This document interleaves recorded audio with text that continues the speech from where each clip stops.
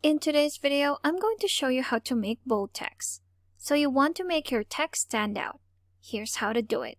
There are 3 ways, and here's the first one. First, select the text that you want to make bold. Go to your keyboard and press the keys Ctrl-B or Command-B. And there you have it. You've turned your regular text to bold text. Let's try another way. Select your text, go to the menu bar, click on Format. You have text right here, and on the right side, bold. And again, the same keys that we've just pressed. Click on that, and again, you have your bold text.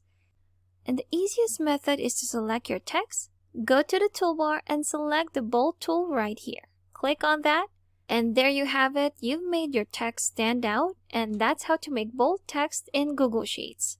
Thanks for watching. If you found this video helpful, don't forget to leave a like and subscribe for more helpful videos.